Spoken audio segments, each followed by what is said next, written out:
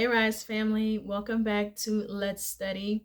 It's a series here at Arise where we're studying a chapter in the Bible every single day. Today we're studying 2 Samuel chapter 14. Of course, I want to tell you to go over to CandyNicoleArise.com and get a copy of the Bible study along so that you can study the word for yourself and go deeper into this word. The Lord is wanting us deeply rooted in his word in this season, and we do that by reading his word.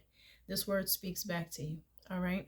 So today we're reading about Absalom and David, King David. All right. What has just happened is Amnon has been killed by his brother Absalom, and Absalom has fled. And we're picking up in chapter 14. It says, Joab, son of Jeruiah, realized that the king's mind was on Absalom. So Joab sent someone to Tekoa to bring a wise woman from there. He told her, pretend to be in mourning, dress in mourning clothes, and do not put on any oil. Act like a woman who has been mourning for the dead for a long time. Go to the king and speak these words to him. Then Joab told her exactly what to say. When the woman from Tekoa came to the king, she fell face down on the ground, paid homage, and said, Help me, your majesty. What's the matter? The king asked her. Sadly, I am a widow. My husband died, she said. Your servant had 2 sons. They were fighting in the field, with no one to separate them, and one struck the other and killed him. Now the whole clan has risen up against your servant and said, Hand over the one who killed his brother, so we may put him to death for the life of his brother he murdered. We will eliminate the heir. They would extinguish my one remaining ember by not preserving my husband's name or prosperity on earth. The king told the woman, Go home. I will issue a command on your behalf. Then the woman of Tekoa said to the king, My lord, the king, may any blame be on me and my father's family, and may the king and his throne be innocent. Whoever speaks to you, the king said, bring him to me. He will not trouble you again. She replied, Please, may the king invoke the Lord your God, so that the avengers of blood will not increase the loss, and they will not eliminate my son. As the Lord lives, he vowed, not a hair on your son will fall to the ground. The woman said, Please, may your servant speak a word to my lord the king. Speak, he replied. The woman asked, Why have you devised something similar against the people of God? When the king spoke as he did about this matter, he has pronounced his own guilt. The king has not brought back his own banished one. We will certainly die and be like water poured out on the ground, which can't be recovered. But God would not take away a life. He would not devise plans so that the one banished from him does not remain banished. So therefore, I come to you and present this matter to my lord, the king, because the people have made me afraid. Your servant, though I must speak to the king, perhaps the king will grant his servant's request. The king will surely listen in order to keep his servant from the grasp of this man who would eliminate both me and my son from God's inheritance. Your servant thought, May the word of the Lord, the king, bring relief. For my lord, the king is able to discern the good and the bad, like the angel of God. May the Lord your God be with you. So we're going to stop right here. The lady was a paid actress. She may have been a wise lady from Tekoa, but she was actually at this moment a paid actress, paid to deliver a script to the king, and he believed it. They sent her in and they told her to go in mourning clothes, don't put any oil on. Basically, they wanted her to look okay. The oil was actually like perfume, you guys. It covered the stench, okay? But they, my mind thought, oh, they didn't want her to be ashy. Okay, but they didn't want her to be ashy because it is oil, okay? And they also didn't want her to smell. So if she went in there, basically, she stunk. She smelled bad, She looked bad. She looked like she'd been in mourning. She'd been crying. She was depressed. She looked a whole total mess and total distress. Okay. And so she went into the king in full actress attire. The role she was playing, she showed up the right way.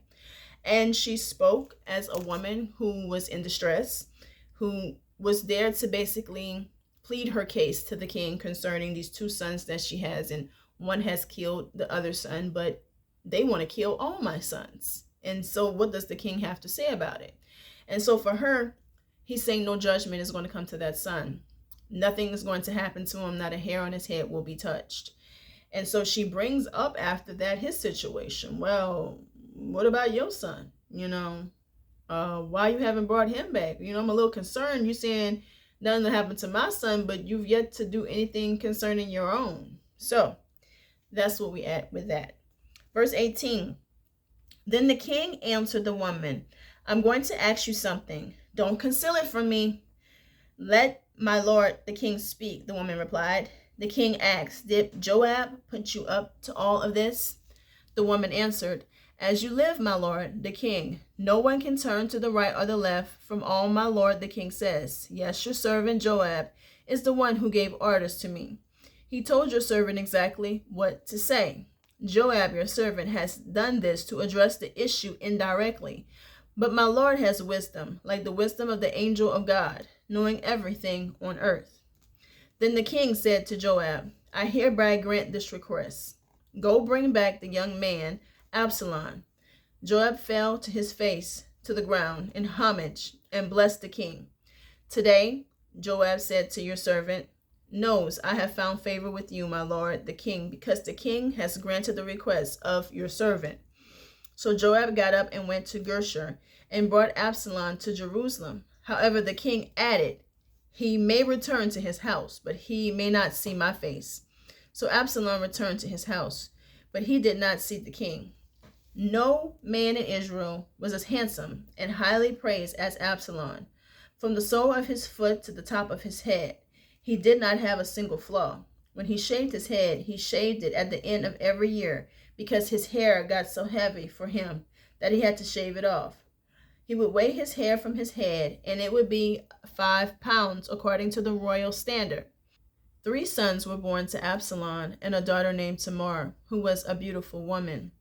Absalom resided in Jerusalem 2 years, but never saw the king.